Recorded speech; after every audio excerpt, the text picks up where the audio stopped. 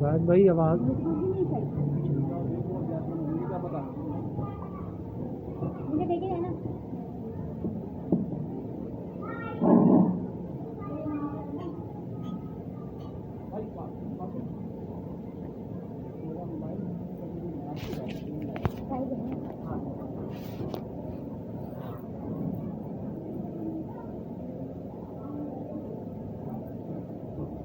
نعبده ونصلي على رسوله الكريم اما بعد اعوذ باللہ من الشیطان الرجیم بسم اللہ الرحمن الرحیم قال اللہ تعالی فی قرآن مجید انما المؤمنون الذین اذا ذکر اللہ وجلت قلوبهم وَإِذَا تُلِيَتْ عَلَيْهِمْ آيَاتُهُ زَادَتْهُمْ إِيمَانًا وَعَلَى رَبِّهِمْ يَتَوَكَّلُونَ او كما قال علیہ الصلاة والسلام وقال النبی صلی اللہ علیہ وسلم ان فی الجسد مضغة اذا صلحت صلح الجسد كله واذا فسد الجسد كله الا وهي القلب او كما قال علیہ الصلاة والسلام.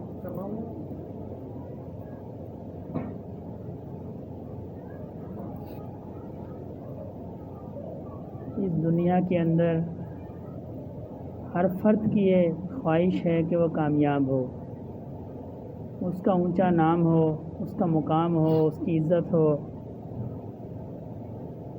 وہ بڑا ہو یا چھوٹا ہو، ہر فرد کی یہ خواہش ہے. اور اس خواہش کو پورا کرنے کے لیے انسان پوری زندگی محنت کرتا ہے. بنیادی طور پر انسان کی یہ خواہش ہے کہ اس کو شہرت ملے، اس کو عزت ملے، اور اس کا اچھا لباس ہو، اس کی اچھی خوراک ہو، اس کو آسائشیں میسر ہوں. اور اس خواہش کی اس بنیاد کے لیے وہ ساری زندگی انسان محنت کرتا ہے، ساری زندگی. لیکن دنیا کی زندگی ایسی ہے کہ یہ جو محنت ہے اس میں جب انسان کو کامیابی مل جاتی ہے پھر اس کو پتہ چلتا ہے کہ یہ کامیابی تو مختصر عرصے کے لیے تھی، یہ کامیابی نہیں ہے، اس سے بڑی ایک اور کامیابی ہے. جب بچہ میٹرک کر لیتا ہے بڑا خوش ہوتا ہے، جی میں بہت کامیاب ہو گیا. ماں باپ بھی بڑے خوش ہوتے ہیں، گھر میں مٹھائیاں بھی آتی ہیں، تقریب بھی ہوتی ہے. اس کے کچھ دنوں بعد کیا ہوتا ہے، اس کو پتہ چلتا ہے کہ بھائی یہ کامیابی نہیں تھی. کامیابی تو یہ ہے کہ اب انٹر اچھی طرح ہو جائے. پھر انٹر بھی اچھی طرح ہو جاتا ہے، پھر کہتے ہیں نہیں یہ بھی کامیابی نہیں ہے. کامیابی تو یہ ہے کہ کسی پروفیشنل کالج میں اس کا داخلہ ہو جائے، کوئی ڈاکٹر بن جائے، کوئی انجینئر بن جائے، کوئی نام پیدا ہو جائے گا. ڈاکٹر اور انجینئر بن جاتا ہے، پھر پتہ چلتا ہے کہ یہ بھی تعلیم نہیں ہے، یہ بھی کامیابی نہیں ہے. کامیابی تو یہ ہے اچھی نوکری مل جائے، پھر اچھی نوکری کی تلاش میں گھومتا رہتا ہے. نوکری اچھی مل جاتی ہے تو پتہ چلتا ہے یہ بھی کامیابی نہیں ہے. کامیابی تو یہ ہے کہ میری شادی ہو، میری اولاد ہو، میرے بچے ترقی کریں، پھر بچوں کی ترقی کے پیچھے پڑ جاتا ہے. زندگی کی مثال، اس کامیابی کی مثال بزرگ اس طرح دیتے ہیں. شیخ سعدی نے ایک حکایت لکھی ہے، فرماتے ہیں ایک بادشاہ کسی شخص سے خوش ہوا تو اس کو کہنے لگا کہ تم یہ میرا گھوڑا لو، تیز دوڑنے والا گھوڑا، اور اس کو دوڑاتے رہو، اور جہاں تک تم جاؤ گے وہاں سے شام ہونے سے پہلے، سورج غروب ہونے سے پہلے میرے پاس واپس آ جانا. تم جہاں تک ہو کے آؤ گے وہ جگہ تمہاری. وہ بندہ بڑا خوش ہوا. صبح صبح وہ سورج کی جیسے ہی پہلی کرن نکلی وہ اس نے گھوڑے کو ریس لگا دی. دوڑتا رہا دوڑتا رہا دوڑتا رہا. جب ذرا سورج اوپر ہوتا گیا تو اس کے دل میں خیال آیا کہ اب واپس چلنا چاہیے، کیونکہ جتنا ہم نے آگے سفر طے کیا اتنا ہے واپسی کا بھی طے کرنا ہے. پھر اس نے سوچا نہیں ابھی تو بہت وقت پڑا ہے، ابھی تھوڑی سی اور جگہ لے لوں، یہ موقع دوبارہ نہیں ملے گا. اور تھوڑی سی اور تھوڑی سی اور تھوڑی سی اور شیخ سعدی فرماتے ہیں کہ وہ واپس نہیں آیا. شام ہو گئی وہ واپس نہیں آیا. تو انسان کی مثال ایسی ہے، انسان کو جب ایک کامیابی ملتی ہے پھر وہ کہتا ہے دوسری مل جائے، جب دوسری ملتی ہے وہ کہتا ہے تیسری مل جائے، جب تیسری ملتی ہے وہ کہتا ہے چوتھی مل جائے. یہی وجہ ہے نبی کریم صلی اللہ علیہ وسلم نے فرمایا جب انسان بوڑھا ہو جاتا ہے نا اس کو زندگی کی طلب اور بڑھ جاتی ہے. یعنی جب وہ جوان ہوتا ہے تو اس وقت تو اس کو زندگی کی طلب ہوتی ہے لیکن جب بوڑھا ہو جاتا ہے تو طلب زندگی کی اس کو اور بڑھ جاتی ہے. تھوڑی اور مل جائے مجھے، تھوڑی اور مل جائے. تو یہ جو زندگی ہے یہ بھی عارضی ہے، اس کی کامیابی بھی عارضی ہے. اور حقیقی کامیابی کیا ہے؟ اللہ رب العزت نے فرمایا قد افلح المؤمنون، جو مومن ہیں وہ کامیاب ہے. بس یہ جو زندگی کی کامیابیاں ہیں، آج ہم گوروں کو دیکھ کے خوش ہوتے ہیں کہ جی وہ وہاں تک پہنچ گئے، چاند تک پہنچ گئے، بڑی کامیابی حاصل کر لی. یہ کامیابی نہیں ہے. نہ چاند تک پہنچنا کامیابی ہے، نہ مریخ تک پہنچنا کامیابی ہے.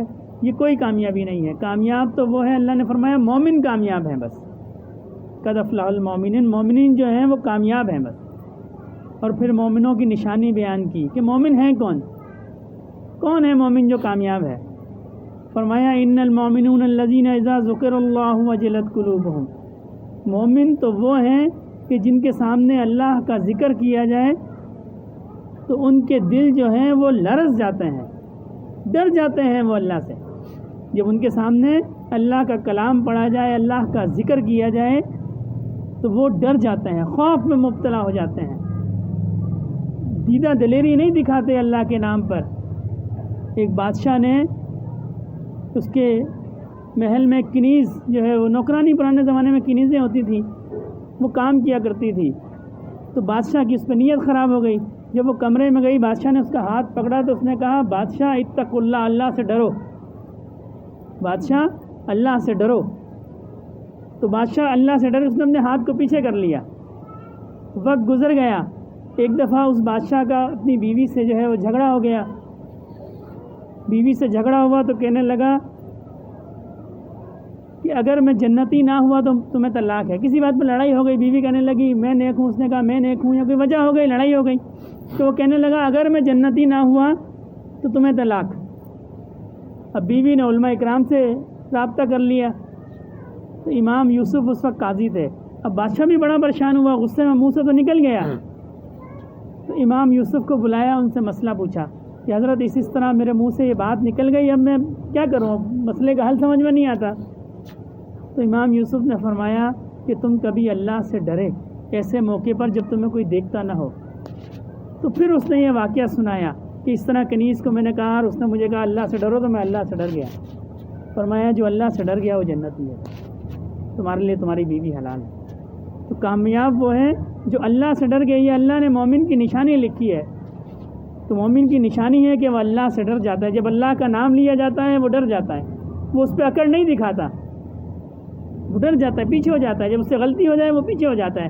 حضرت یونس علیہ السلام نے اپنی قوم کے بارے میں بددعا کی، نافرمان تھی قوم، تو بددعا کی. جب بددعا کر دی تو پھر آپ وہاں سے چل دیے.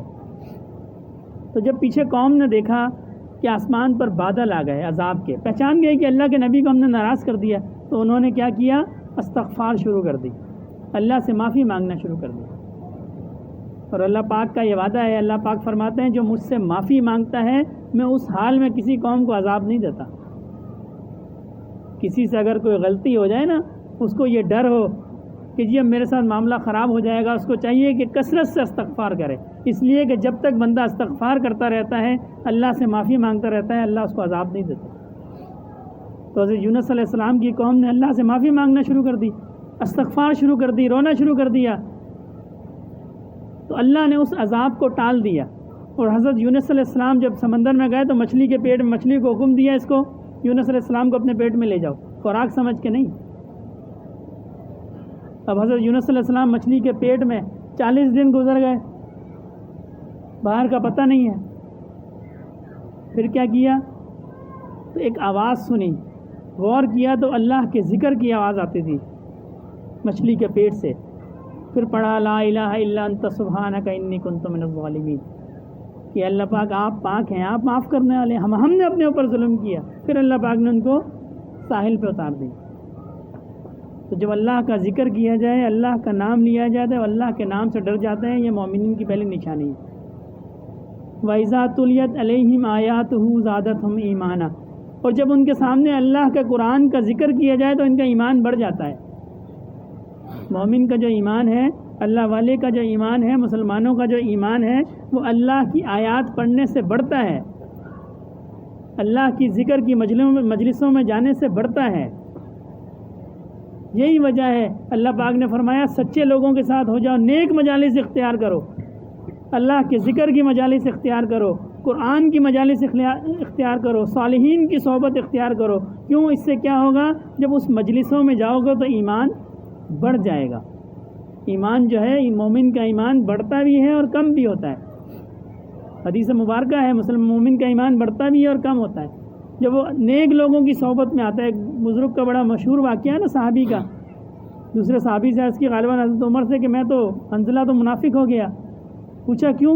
فرمایا اس لیے کہ جب ہم نبی کریم صلی اللہ علیہ وسلم کی مجلس میں ہوتے ہیں تو ہمارے دل کی کیفیت اور ہوتی ہے، جب ہم باہر ہوتے ہیں تو کیفیت اور ہوتی ہے۔ تو جب نبی کریم صلی اللہ علیہ وسلم سے عرض کی گئی تو آپ نے فرمایا میری مجلس کے اندر جو تمہاری کیفیت ہوتی ہے، اگر باہر ہو تو فرشتے تم سے مصافحہ ہاتھ ملائیں، مصافحہ کریں تم سے۔ تو جب اللہ کی آیات پڑھی جاتی ہیں مومنین پر تو ان کا دل، ان کا جو ایمان ہے وہ بڑھ جاتا ہے۔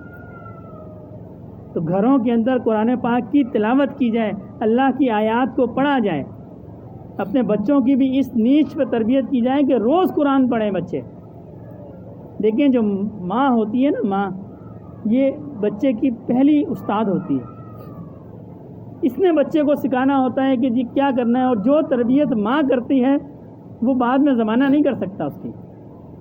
بڑے بڑے جو بزرگان دین کی آپ تاریخ اٹھا لیں، جو تربیت ان کی ماں نے کی، انہوں نے ان کو بڑا آدمی بنا دیا۔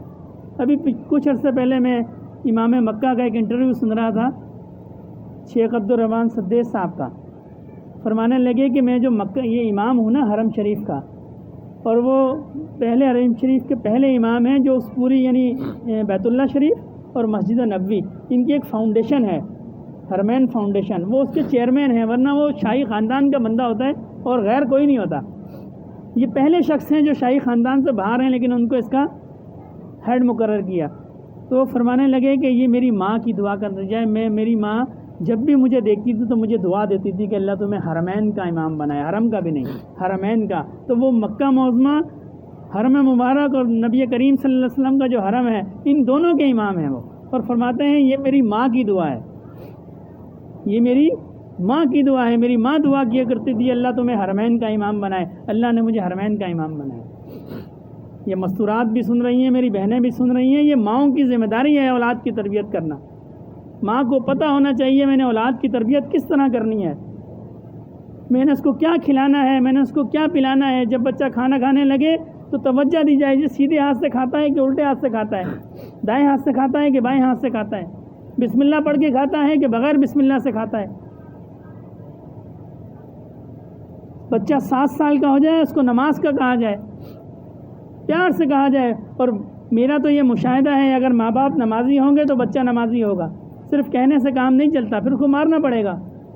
اگر ماں باپ نمازی ہوں گے بچہ دیکھے گا۔ میں نے اپنے والد کو جب سے میں نے ہوش سنبھالا میں نے تہجد پڑھتے دیکھا، میں سمجھتا ہوں یہ اس کی برکت ہے کہ میں نماز پڑھتا ہوں، میں نے ان کو ہوش سنبھالنے سے تہجد پڑھ۔ آج ہماری اولاد ہمیں تہجد پڑھتا دیکھے گی تو وہ نماز پڑھے گی، وہ دنیا میں کہیں بھی چلے جائے گی، اس کو یاد رہے گا کہ جی میرا باپ نمازی تھا، میری ماں نمازی تھی، مجھے نماز پڑھنی ہے۔ اس سے زیادہ کہے ہوئے الفاظ کی اہمیت نہیں ہے۔ جو عمل ہے انسان کا وہ اس کے بچوں کی تربیت کرتا ہے، بچوں کو سکھایا جائے۔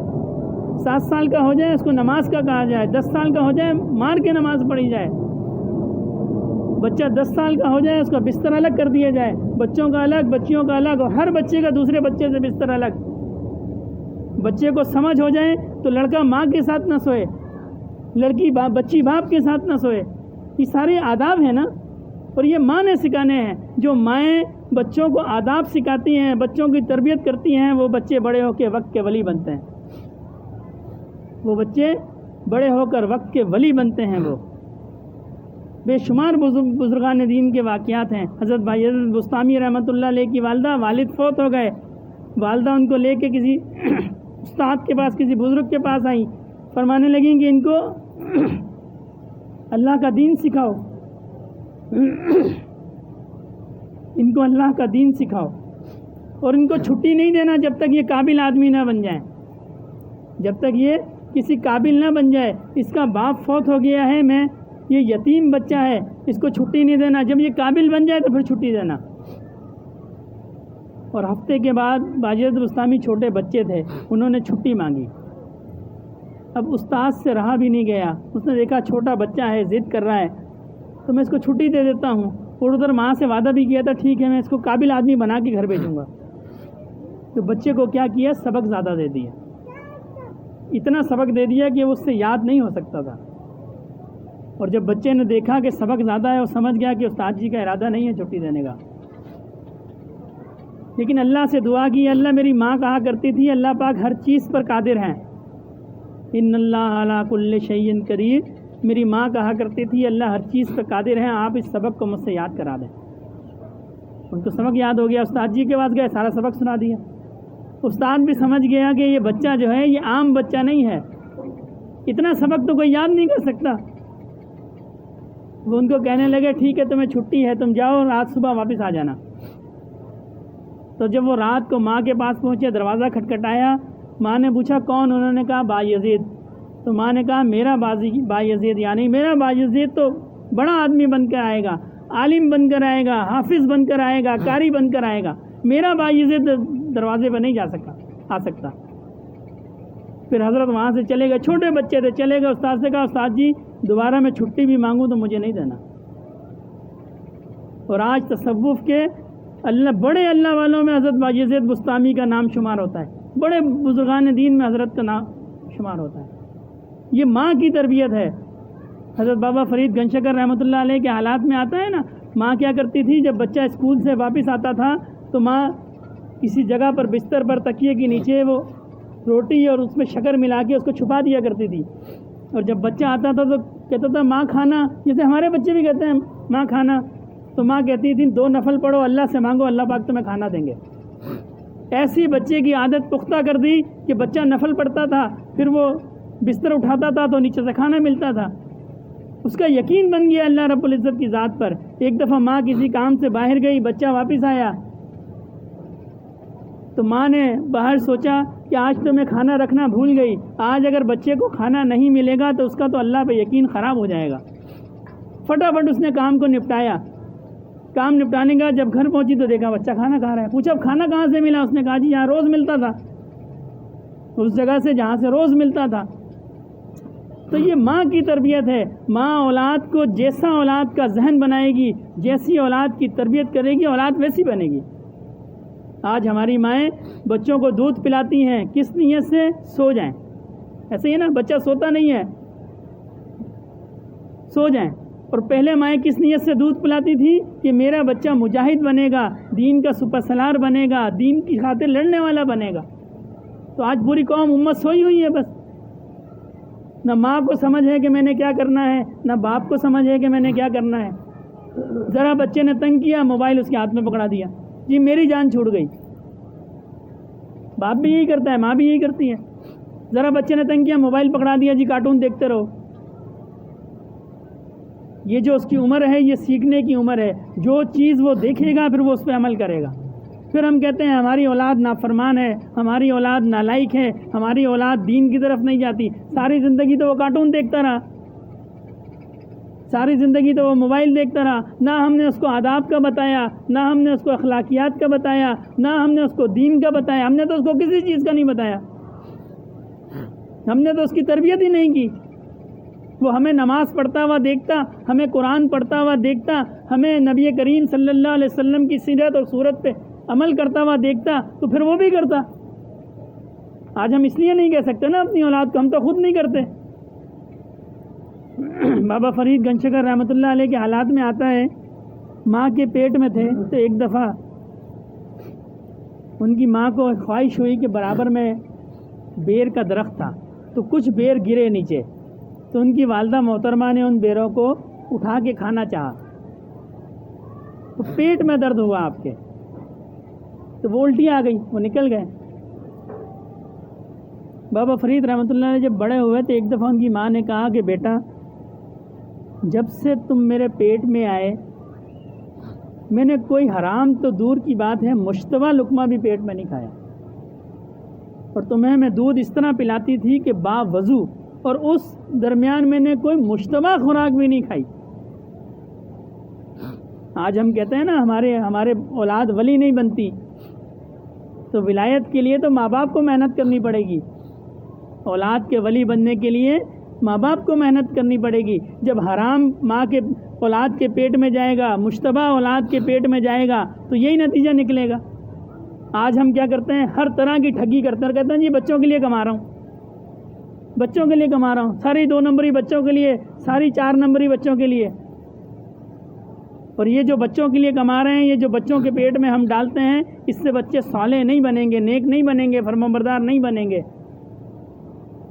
حلال کمائیں، مشتبہ بھی نہ کمائیں، جس چیز میں شک ہو جائے اس کو چھوڑ دیا جائے۔ بس بچے کے پیٹ میں حلال ڈالا جائے، پھر مصلی بچھا کے اس کے لیے دعا کی جائے کہ اللہ میری اولاد ہے، آپ اس کو نیک بنائیں، پھر دیکھیں اولاد کیسے اللہ کی ولی بنتی ہے۔ تو عرض کی تو فرمانے لگی کہ میں نے جو ہے وہ کوئی مشتبہ بھی نہیں کھایا۔ حضرت فرمانے لگے کہ اماں آپ نے کوشش کی تھی، ہم نے آپ کو کھانے نہیں دیا، آپ نے تو کوشش کی تھی، وہ بیر آپ نے کھانا چاہا تھا نا۔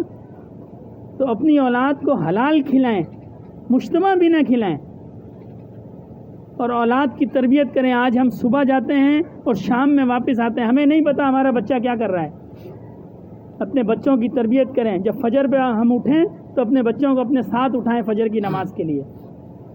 ہم کہتے ہیں جی چھوٹا ہے، 2-2 ڈھائی سال کے بچوں کو اسکول میں ہم بھیج دیتے ہیں صبح اٹھا کے، اس وقت ہمیں وہ چھوٹا نہیں لگتا، ہم کہتے ہیں جی بڑا ہو گیا اب اسکول جائے۔ اور جب نماز کی بات آتی ہے تو 7 سال کا بھی ہمیں چھوٹا لگتا ہے، ہم کہتے ہیں جی چھوٹا بچہ ہے ابھی تو فجر میں نہیں اٹھ سکتا۔ بچوں کو فجر میں اپنے ساتھ اٹھائیں، ہر نماز میں اپنے ساتھ لے کے جائیں، اس کو پتہ ہو کہ جی اس طریقے میں مسلمان کا بچہ ہوں، مجھے ایسی نماز پڑھنی ہے۔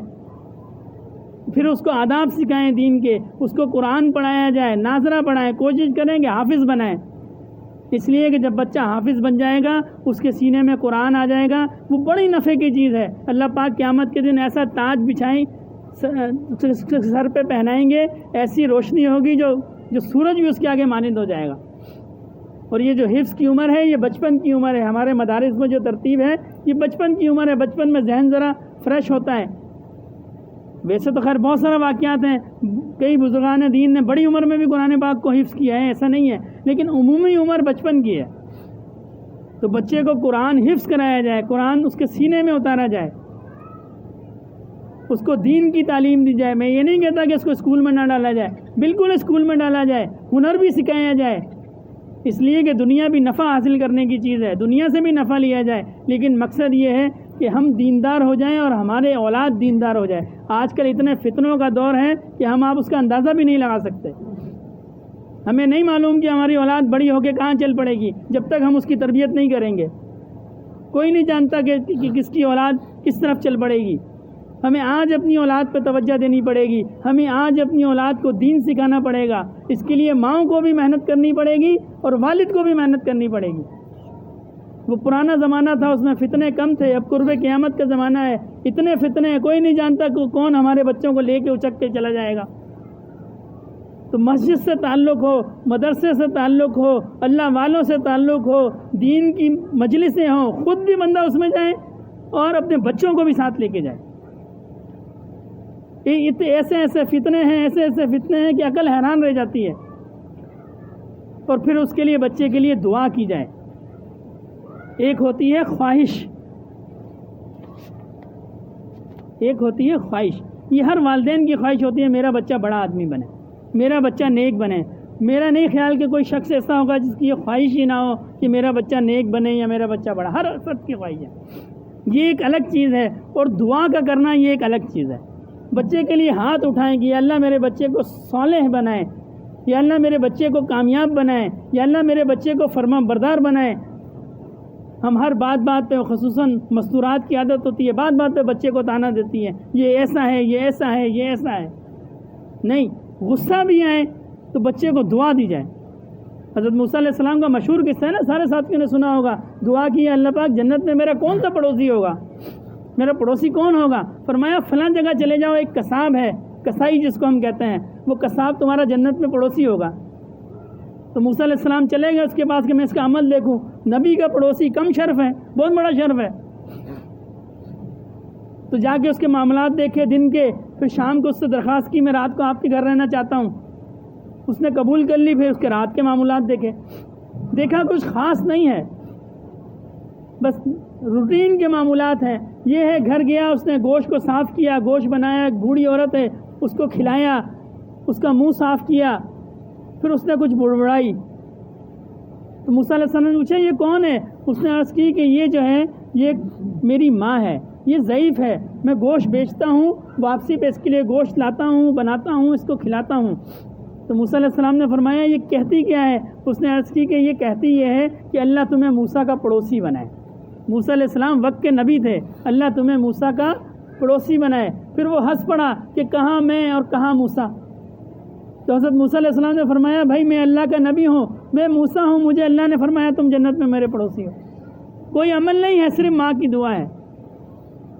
اور خود موسیٰ علیہ السلام کے حالات میں ہے نا، واقعات میں کوہ طور پہ جایا کرتے تھے، جب ماں کا انتقال ہو گیا تو اللہ رب العزت نے فرمایا موسیٰ سنبھل کے بات کرنا، اب تمہارے پیچھے ہاتھ اٹھانے والا کوئی نہیں ہے، یہ ماں کی دعا ہے۔ تو ماں بھی اولاد کے لیے دعا کرے، باپ بھی اولاد کے لیے دعا کرے، اور جو نوجوان ہیں جن کے ماں باپ زندہ ہیں وہ اپنے ماں باپ کے لیے دعا کریں، ان کی خدمت کریں۔ آج ہم پیروں کے پاس بھی جاتے ہیں، فقیروں کے پاس بھی جاتے ہیں، درگاہوں پہ بھی جاتے ہیں، مزاروں پہ بھی جاتے ہیں، جی ہمارا کام نہیں ہوتا، گھر میں ماں بھی زندہ ہے، باپ بھی زندہ ہے، ہم اس سے نہیں کہتے کہ اماں آپ ہمارے لیے دعا کریں، ابا آپ ہمارے لیے دعا کریں۔ جس کے لیے ماں کے ہاتھ اٹھ گئے، جس کے لیے باپ کے ہاتھ اٹھ گئے، اس کی دعا رد نہیں ہوتی۔ اتنا بڑا باپ کو دیکھنے کا ثواب نبی کریم صلی اللہ علیہ وسلم نے فرمایا باپ کو دیکھنے کا اتنا ثواب ہے جیسے مقبول حج کا ثواب ہے، یعنی اس نے حج کیا اور وہ قبول بھی ہو گیا، صرف باپ کو ایک نظر دیکھنے کا اتنا ثواب ہے۔ کسی نے عرض کی کہ یا رسول اللہ ہمیں کیسے پتہ چلے گا کہ اللہ ہم سے راضی ہے؟ فرمایا جس کا باپ اس سے راضی ہے اللہ اس سے راضی ہے۔ اتنی فضیلت ہے ماں باپ کی۔ تو جو جوان ہیں جن کو اللہ نے یہ نعمت، جن کے پاس ابھی بھی باقی ہے، جن کے ماں باپ زندہ ہیں، وہ اپنے ماں باپ کی خدمت کریں۔ ٹھیک ہے میں یہ نہیں کہتا گھر ہے، گھر میں مختلف معاملات ہوتے ہیں، اولاد کے ذمے ماں باپ کی خدمت ہے، بہو کے ذمے ساس، شریعت نے نہیں رکھی ہے لیکن اخلاقیات کے اعتقاد شریعت نے منع بھی نہیں کیا۔ یہ جو نوجوان ہیں بعض اوقات ایسی ساتھی پوچھتے ہیں کہ جی بہو پہ تو ساس کی خدمت فرض نہیں ہے، تو دنیا میں کیا سارے کام ہم فرائض کی بنیاد پہ کرتے ہیں؟ احسان کی اور مستحبات کی بنیاد پہ ہم کوئی کام نہیں کرتے، سارے فرائض پہ کرتے ہیں ہم۔ تو جو گھر میں بزرگ ہے اس کی خدمت کی جائے، لڑکا ہے اولاد ماں باپ زندہ ہے خود خدمت کرے جتنی کر سکتا ہو۔ میں نے ایک جگہ ایک واقعہ پڑھا، ایک شخص تھا بیت اللہ شریف کے اندر، کوئی بزرگ تھے، وہاں گئے تو وہاں ان کو بھوک نے ستایا۔ پرانے زمانے میں حالات بھی ایسے نہیں تھے، جب کافی بھوکے رہے تو انہوں نے دعا کی کہ یا اللہ پاک کسی بندے کو بھیجے جو مجھے کھانا کھلائے، کوئی آپ کا نیک بندہ ہو۔ اتنے میں ایک شخص آیا اور وہ ان کو لے گیا کہ آپ آج رات میرے یہاں مہمان بنے، آج رات آپ میرے یہاں مہمان بنے۔ وہ چلا گیا، رات کو اس نے کھانا کھلایا، دیکھا 2 پنجرے ہیں، ان پنجروں کے اندر سور ہیں، سور، اور اس کے بعد اس نے وہ جو ان کا کھانا تھا ان کو بھی کھلایا۔ تو اس شخص کو بڑی حیرانی ہوئی، اس سے کہنے لگا تو آپ تو ماشاءاللہ نیک آدمی ہیں، حرم میں نماز پڑھتے ہیں، اور یہ آپ نے گھر میں سور پالے ہوئے ہیں۔ تو وہ خاموش ہو گیا، کہنے لگا کہ بات یہ ہے کہ یہ جو 2 سور ہیں نا یہ میرے ماں باپ ہیں، ان سے کوئی ایسا گناہ ہو گیا کہ اللہ نے ان کی شکلیں بدل دی، لیکن چونکہ یہ میرے ماں باپ ہیں مجھ پہ ان کی خدمت فرض ہے، میں ان کی خدمت کرتا ہوں، مجھ پہ ان کی خدمت فرض ہے، میں ان کی خدمت کرتا ہوں۔ تو ماں باپ اولاد ماں باپ کی خدمت کرے، ماں باپ اولاد کی تربیت کریں، یہ دونوں پہلو ہیں۔ جب ہم اولاد کی تربیت نہیں کرتے پھر اولاد بڑی ہو کے ہماری خدمت نہیں کرتی۔ جب ہم نے اولاد کو دین نہیں سکھایا ہوتا اولاد کو ماں باپ کی قدر نہیں ہوتی، ان کو کیا پتا ماں کے قدموں کے نیچے جنت ہے۔ نبی کریم صلی اللہ علیہ وسلم نے فرمایا میری ماں زندہ ہوتی اور میں اگر وہ آواز دیتی تو میں اپنی نماز کو توڑ لیتا، اتنی قدر ہے ماں کی۔ لیکن وہ دین سکھایا ہو، نبی کریم صلی اللہ علیہ وسلم کی سنت سکھائی ہو، آپ کی سیرت سکھائی ہو تو اولاد کو پتا ہو نا۔ ہم خود بھی دنیا میں مشغول رہے، اپنے بچوں کو بھی دنیا میں مشغول رکھا، پھر بڑھاپے میں ہم کہتے ہیں جی اولاد ہماری خدمت نہیں کرتی۔ اولاد کیسے خدمت کرے گی؟ اولاد کو نہ اخلاقیات کا پتہ ہے، نہ دین کا پتہ ہے، نہ اس کو تو ہم ساری زندگی پیسے میں لگے رہے، ہماری ہمت جواب دے گئی، اولاد پیسے میں لگ گئی. ہم اپنے والدین کی تربیت کا خدمت کریں، اولاد ہماری خدمت کرے گی. میں چھوٹا تھا، بات کافی لمبی ہو گئی، ایک مختصر سی. میں چھوٹا تھا، اسکول میں پڑھا کرتا تھا، تو وہاں ہمارے ایک ٹیچر تھے، وہ سندھی زبان کے تھے، استاد جو تھے، وہ ایک قصہ سنایا کرتے تھے سندھی زبان کے اندر. وہ کہتے تھے کہ ایک شخص جو ہے، اس نے گھر میں باپ بوڑھا تھا، تو اس کو کھانسی کا مرض تھا، وہ کھانسا کرتا تھا. تو اس کی بیوی اس کو کہنے لگی یہ ابا سارا دن کھانستا رہتا ہے، خود بھی نہیں سوتا اور دوسروں کو بھی نہیں سونے دیتا، اس کو ایسا کرو اٹھا کے جنگل میں پھینکو. تو اس نے اپنے باپ کو اٹھایا کندھوں پہ اور اس کو لے گیا جنگل کی طرف. تو ایک جگہ اس نے ارادہ کیا پھینکنے کا، تو اس کا باپ کہنے لگا مجھے یہاں نہیں پھینکنا. اس نے کہا کیوں؟ اس نے کہا اس لیے کہ یہاں میں نے تمہارے دادا کو پھینکا تھا، تو مجھے یہاں نہیں پھینکنا، تھوڑا آگے پھینکنا. تو آج جو ہم اپنے والدین کے ساتھ کریں گے، کل وہ ہماری اولاد ہمارے ساتھ کرے گی. آج ہم والدین سے اچھا سلوک کریں گے، اولاد ہماری ہم سے اچھا سلوک کرے گی. اور خصوصاً ماں کے بارے میں تو روایات میں آتا ہے کہ دنیا میں کسی اور گناہ کی سزا ملے نہ ملے، ماں سے نافرمانی کی، بدتمیزی کی گناہ دنیا میں ضرور ملتی ہے. اس گناہ کی سزا جو ہے وہ دنیا میں ضرور ملتی ہے. تو دعا فرمائیں، وقت کافی ہو گیا. اللہ پاک ہمیں اپنے بچوں کی تربیت کرنے کی توفیق ہے. ہمارے پاس وقت نہیں ہے بچوں کے لیے، ان کی تربیت کے لیے وقت نہیں ہے. ہم کہتے ہیں ہم نے کما کے دے دیا، یہ کافی ہے. کما کے دینا کافی نہیں ہے. اولاد کی تربیت کرنا، اولاد کا اچھا نام رکھنا، اولاد کو دین سکھانا، وقت پر ان کی شادی کرنا، یہ ماں باپ کے فرائض میں شامل ہے. اگر ہمارے صرف کمانے کی وجہ سے اولاد کی تربیت نہیں ہوئی، اللہ ہم سے سوال کریں گے تو ہم نے تمہیں اولاد کی نعمت دی، تم نے کیوں نہیں اس کی تربیت کی؟ تو صرف کمانا، ان کا پیٹ بھرنا ہم پہ فرض واجب نہیں ہے، ان کی تربیت بھی ہم پہ واجب ہے، ان کے اچھے اخلاق بھی ہم پہ واجب ہیں، ان کی شادیاں اچھے وقت پہ، مناسب وقت پہ، وہ بھی ہم پہ واجب ہے. یہ سارے کام ہم نے کرنے ہیں. تو دعا فرمائے اللہ رب العزت ہمیں عمل کی توفیق عطا فرمائے. وما علینا الا البلاغ. تمام ساتھی 3 دفعہ استغفار، 10 دفعہ درود شریف، 10 دفعہ تیسرا کلمہ، 11 دفعہ سورہ اخلاص اور 1 دفعہ سورہ فاتحہ. استغفر اللہ ربی من کل.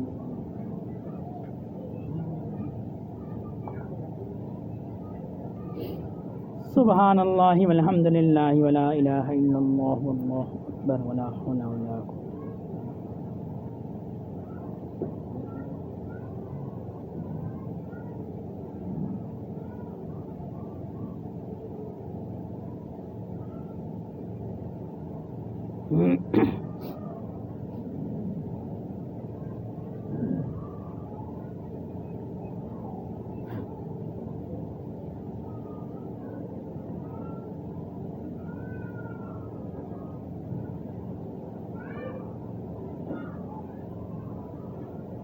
صلی اللہ علیہ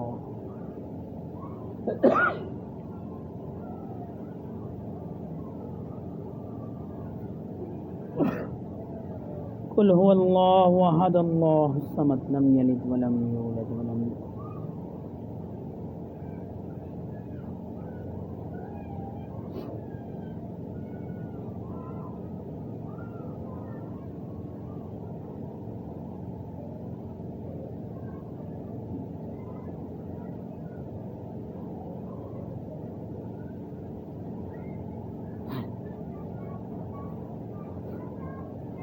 الحمد للہ رب العالمین الرحمن الرحیم مالک یوم الدین ایاک نعبد و ایاک نستعین اہدنا الصراط المستقیم صراط الذین انعمت علیہم غیر المغضوب علیہم ولا الضالین. الحمد للہ رب العالمین والصلاۃ والسلام علی سید المرسلین.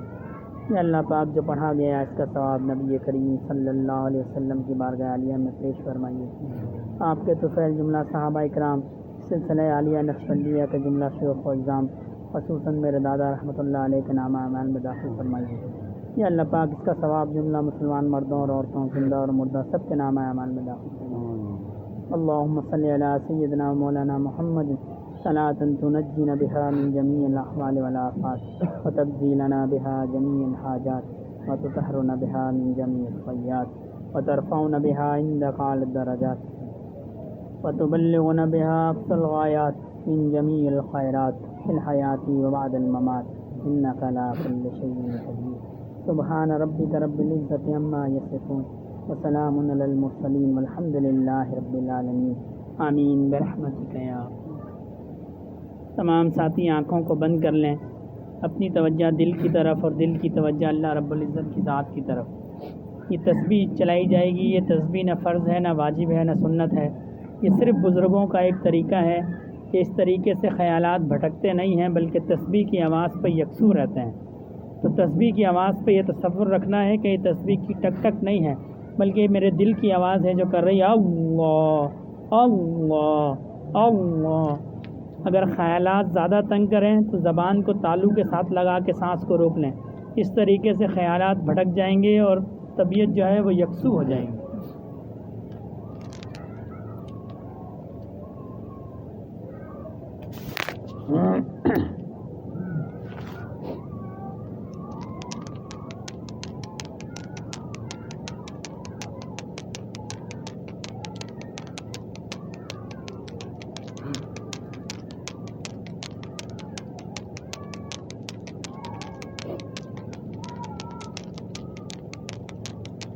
انما المؤمنون الذين اذا ذكر الله وجلت قلوبهم واذا تليت عليهم آياته زادتهم ایمانا وعلى ربهم يتوكلون۔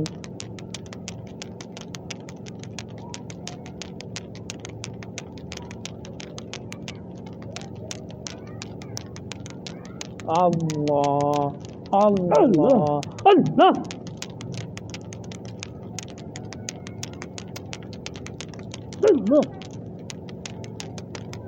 ذکر گو تا تیرا جانست، پاکیے دل سے ذکر رحمانست۔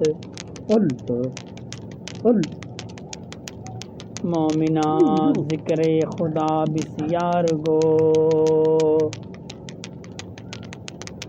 مومنا ذکر خدا بسیار گو، تاب آبی درد و عالم آبرو۔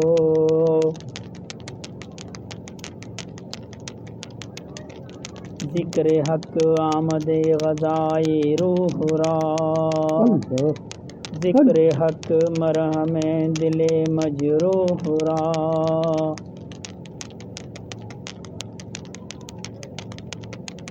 اللہ اللہ اللہ۔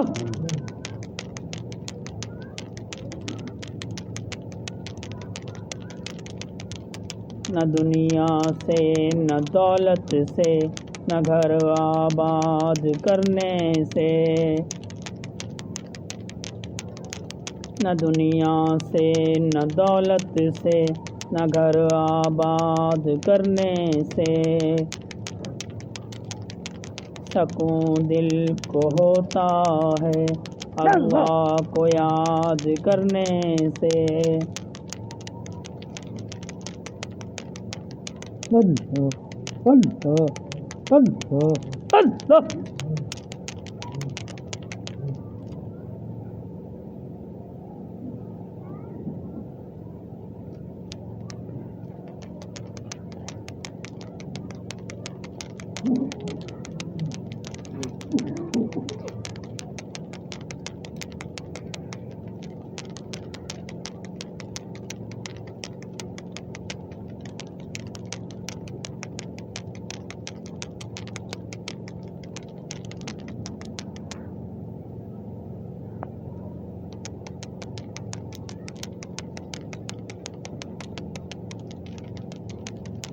اللہ اللہ کرو دم بدم دوستو، اللہ اللہ کرو دم بدم دوستو، ان کے لاکھوں ہیں ہم پہ کرم دوستو، اللہ اللہ کرو دم بدم دوستو، اللہ اللہ کرو دم بدم دوستو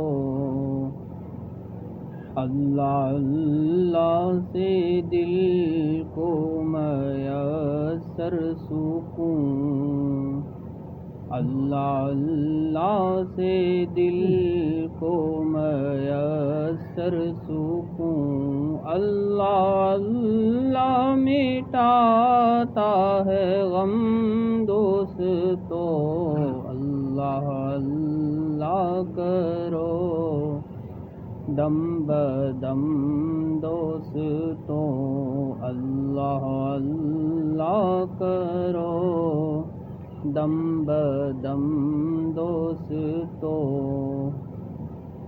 ایک قدم نفس پر دوسرا خلد میں ایک قدم نفس پر دوسرا خلد میں ہے یہ جنت تو بس دو قدم دوستو اللہ اللہ کرو دم بدم دوستو اللہ اللہ کرو دم بدم دوستو قلب ذاکر پہ دونوں جہاں منکشف قلب ذاکر پہ دونوں جہاں منکشف اس کے دل پہ لگا جام جم دوستو اللہ اللہ کرو دم بدم دوستو اللہ اللہ کرو دم بدم دوستو ان کے لاکھوں ہیں ہم پہ کرم دوستو اللہ اللہ کرو دم بدم دوستو اللہ اللہ کرو دم بدم دوستو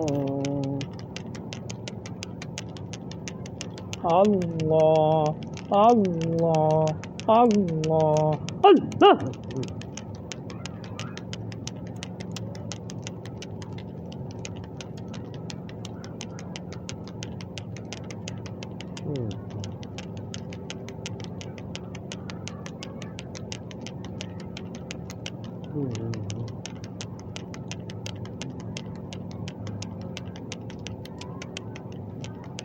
اسی طرح سے ممکن اللہ کی راہ سے گزرنا ہے اسی طرح سے ممکن اللہ کی راہ سے گزرنا کبھی غم میں صبر کرنا کبھی دل میں شکر کرنا کبھی غم میں صبر کرنا کبھی دل میں شکر کرنا اسی طرح سے ممکن اللہ کی راہ سے گزرنا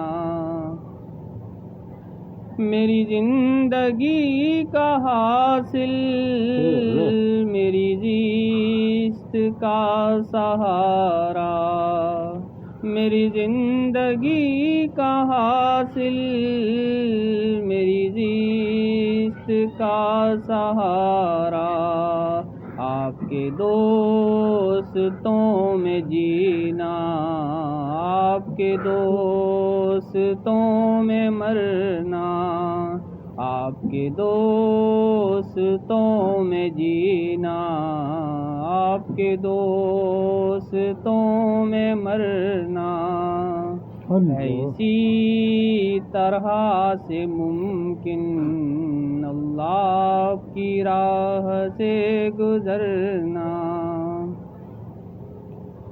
میرا ہر خطا پہ رونا ہے یہی میری تلافی، میرا ہر خطا پہ رونا ہے یہی میری تلافی، آپ کی رحمتوں کا صدقہ میرے جرم معاف کرنا، آپ کی رحمتوں کا صدقہ میرے جرم معاف کرنا، اسی طرح سے ممکن اللہ کی راہ سے گزرنا،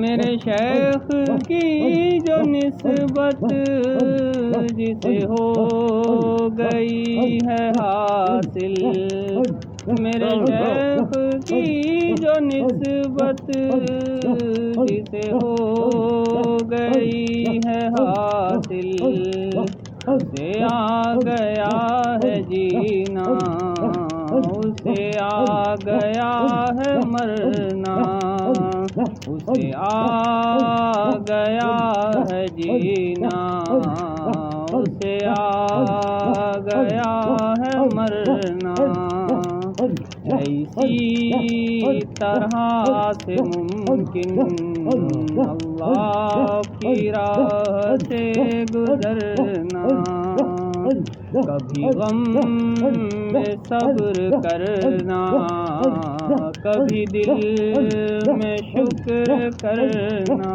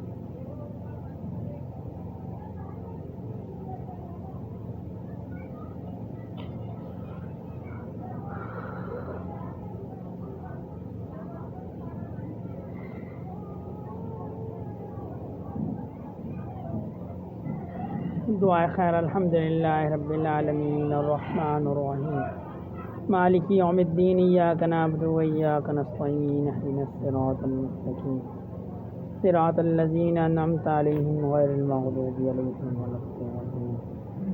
ربنا ظلمنا انفسنا وان لم تغفر لنا وترحمنا لنكونن من الخاسرین. ربنا لا تؤاخذنا ان نسینا واخطانا ربنا ولا تحمل علينا إصرا كما حملته على الذين من قبلنا ربنا ولا تحملنا ما لا طاقة لنا به واعف عنا واغفر لنا وارحمنا أنت مولانا فانصرنا على القوم الكافرين. ربنا لا تزغ قلوبنا بعد إذ هديتنا وهب لنا من لدنك رحمة إنك أنت الوهاب. ربنا هب لنا من أزواجنا وذرياتنا قرة أعين واجعلنا للمتقين إماما. اللهم حاسبني حسابا يسيرا، اللهم حاسبني حسابا يسيرا، اللهم حاسبني حسابا يسيرا. اللهم اغفر لنا قبل الموت وارحمنا عند الموت ولا تعذبنا بعد الموت ولا تحاسبنا يوم القيامة. إنك على كل شيء قدير. یا اللہ پاک اپنی رضا عطا فرمائیے. یا اللہ پاک دنیا میں بھی عزت عطا فرمائیے, قبر میں بھی عزت عطا فرمائیے. یا اللہ پاک حشر میں بھی عزت عطا فرمائیے. یا اللہ پاک جو بیمار ہیں ان کو تندرستی عطا فرمائیے, جو تنگ دست ہیں ان کی تنگ دستی کو دور فرمائیے.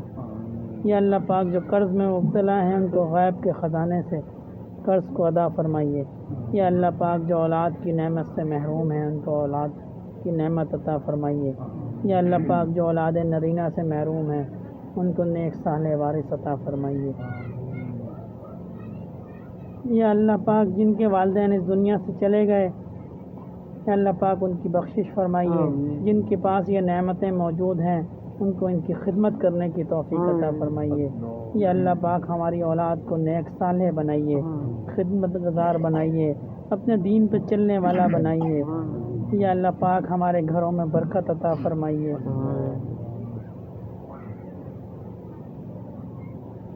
اللہم صلی علی سیدنا مولانا محمد صلاة تنجینا بها من جمیع الاحوال والآفات وتقضی لنا بها جمیع الحاجات وتطہرنا بها من جمیع السیئات وترفعنا بها عندك على الدرجات وتبلغنا بها اقصى الغایات من جمیع الخیرات في الحیاة وبعد الممات انك على كل شيء قدیر. سبحان ربك رب العزة عما يصفون وسلام على المرسلين والحمد لله رب العالمين. آمين برحمتك يا